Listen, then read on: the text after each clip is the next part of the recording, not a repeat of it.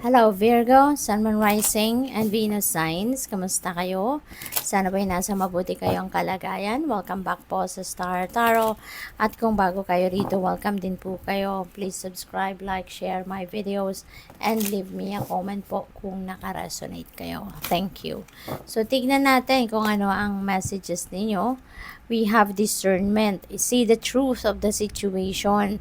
Use common sense and do not be fooled. Pay attention, your intuition knows. Ayan, see the truth of the situation para nang sa gayon, you'd be able to figure out kung ano yung dapat mong gawin. Ano ang tama mong gawin sa inyong sitwasyon. Kasi mahirap magdesisyon, kung hindi mo nakikita yung totoong nangyayari. 'Di ba? Kung if you are just going to base your decision or your action on sa konting sa konting impormasyon lang, 'di ba? Pwedeng magkamali ka, pwedeng mas lalong lumala imbes na masolusyonan ang problema, 'di ba? Kaya it is extremely important for you to examine your situation, see the truth in the heart of your situation so that you'd be able to figure out what is best to do. And of course, use your judgment and discernment, no, rather than makinig kayo sa mga sulsul ng iba, rather than makinig kayo sa kung ano ang opinion ng iba. 'Di ba? Rather than following them, kailangan gamitin mo na lang yung sarili mong judgment. At importante na makinig ka sa iyong intuition kasi yan ang mas dapat ninyong pakinggan at sundin kasi that is divine guidance. And dadalhin ka nito sa kung saan ka dapat makarating, kung ano ang best para sa'yo.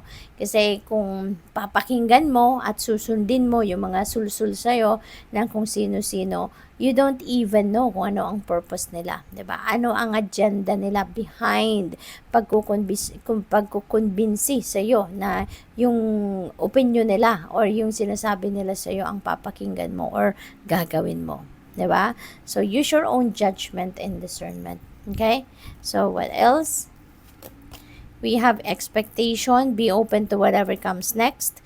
It might just be the music your heart's been waiting to hear. Ayan. So, yun. Maging bukas ka lang sa kung ano, maging fluid lang kung baga ang reaction mo or yung expectation mo. Do not expect for a specific something, 'di ba? Kasi kadalasan kung ano yung best para sa atin, yun ang ibibigay sa atin ng universe. But not necessarily na yun ang gusto natin mangyari. Not necessarily na kung ano yung eksaktong pangyayari, yun talaga ang mangyayari at yun ang ibibigay sa atin, hindi ba?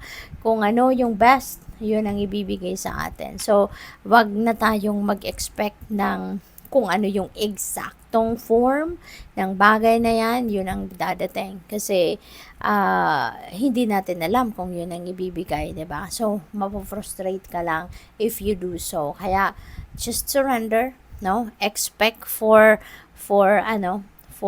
whatever comes. Mag-expect ka na lang na pwedeng yun ang eksaktong form na gusto mo or po pwede rin na hindi, kumbaga, no? So, ano na lang,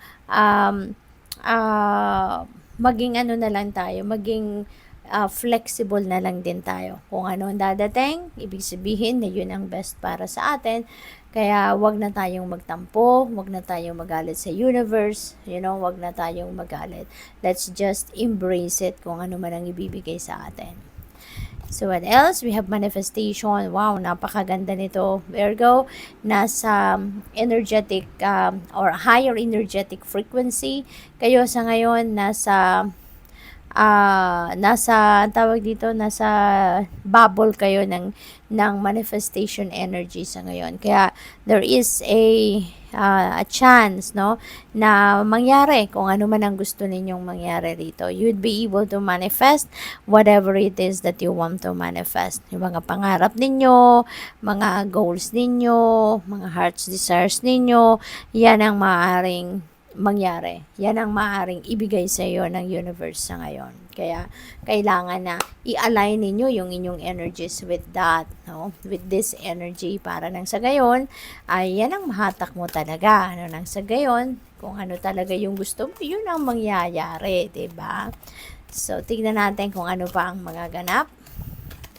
We have awakening presence. The universe is with you. Thank you, Lord. No, thank you, Lord. Kasi yung universe daw is with you, no? Kapag sinasabi ko pala, no, kapag sinasabi kong universe, kapag sinasabi yung divine universe, spirit, pare-parehas lang 'yon, no? I mean God, no? I mean God sa ganun. Kaya sabi dito, the universe is with you.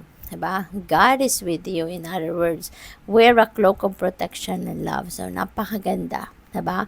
Kasi, siguro lagi din kayo talagang nagdadasal. Siguro, your faith talaga is in God. Diba?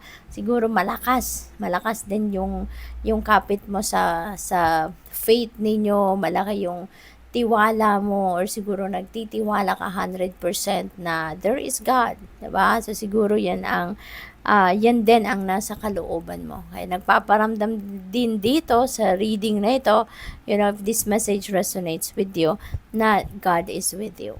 No? Kaya wag kang mag-alala, wala kang dapat na ikatakot, wala kang dapat na ipag-alala, kasi God has your back. Okay? So tignan natin kung ano pa ang ganap. We have cloak of wisdom. You already know the answer you seek. Trust what you know.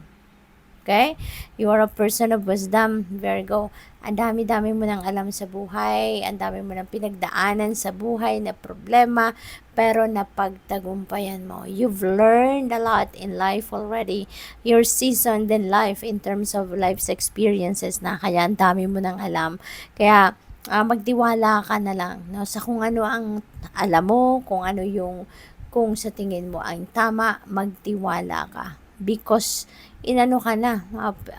seasoned ka na, no? Pinagtibay ka na ng panahon, 'di ba? Marami ka nang natutunan, marami ka nang alam sa buhay, kaya wag mo nang pagdudahan kung ano ang alam mo. Okay? So what else? We have Dharma unfolding. Remember that you are on a path. Take one step at a time to happiness. Okay? Kasi wala namang shortcut. Diba? Walang shortcut sa buhay. Everything is a process. Hindi natin pwedeng we can't take like 10 steps at the same time. Hindi ba? Imaginein mo na lang 10 steps, 'di ba?